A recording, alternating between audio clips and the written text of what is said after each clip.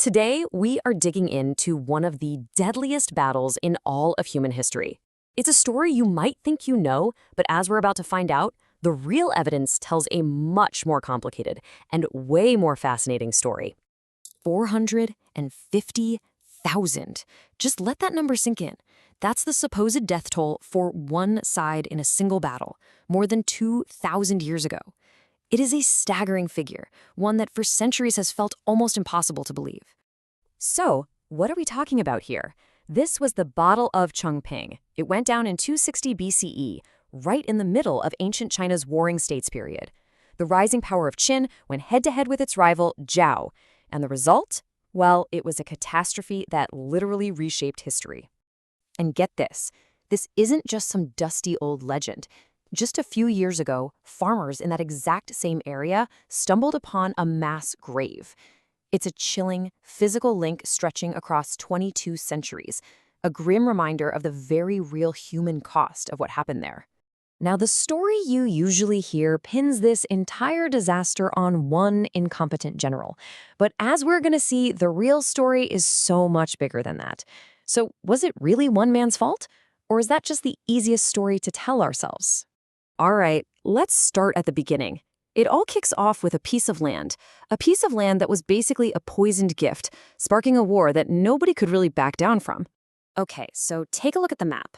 You've got the super aggressive state of Qin, and they are just relentlessly expanding, carving up territory until this region, Shandong, is completely cut off from its owner, the state of Han. Suddenly, Shandong is an island, completely surrounded by a predator. So what does Han do? In this totally brilliant but desperate move, they offer the territory to Zhao.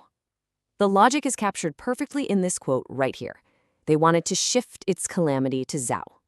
In other words, hey, you take this land, now the unstoppable Qin army is your problem. And this is the terrible spot Zhao was in. Taking the land is a trap, for sure, but saying no thanks? That's even worse. You see, the highlands of Shandong were like a geographical dagger pointed right at Zhao's heart. If Qin took that high ground, their armies could just pour down onto the plains and march straight for the capital. For Zhao, this wasn't about being greedy. This was pure survival. So, Zhao walks right into the trap, and the war is on. And this brings us to the first big myth of this battle, the story of the one foolish general who supposedly lost it all. The popular myth is pretty simple, right? Zhao stupidly replaces their seasoned defensive general Lian Po with this young, arrogant commander Zhao Kuo, who only knew about war from reading books. But the reality? The Zhao army was already getting beaten badly under the so-called veteran Lian Po. You see, the change in command wasn't because of some clever Qin spy spreading rumors, which is what the popular story says. The real reason was much simpler. The king of Zhao was just furious that his army, led by Lian Po, was getting hammered, taking heavy losses, and being defeated over and over. He made a change out of sheer desperation. So here's the bottom line, the really crucial point. Putting Zhao Kuo in charge didn't cause the defeat. That was probably already in the cards. What it did was change the type of defeat. His aggressive, reckless tactics played right into Qin's hands, and it turned what could have been a strategic loss into an absolute total annihilation. And that leads us to the second huge myth of Changping, and it's a big one, the numbers. How on earth could an ancient army lose nearly 500,000 people?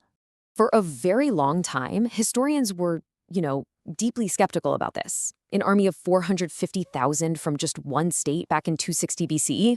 It sounds totally nuts. It sounds like an exaggeration, a number that got bigger and bigger over the centuries to make the story more epic. But what if it's not?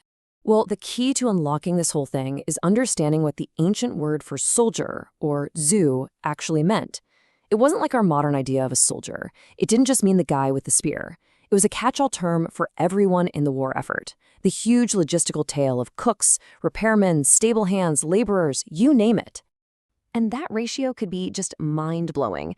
Some sources suggest there were as many as 10 non-combatants for every one single fighter on the front line.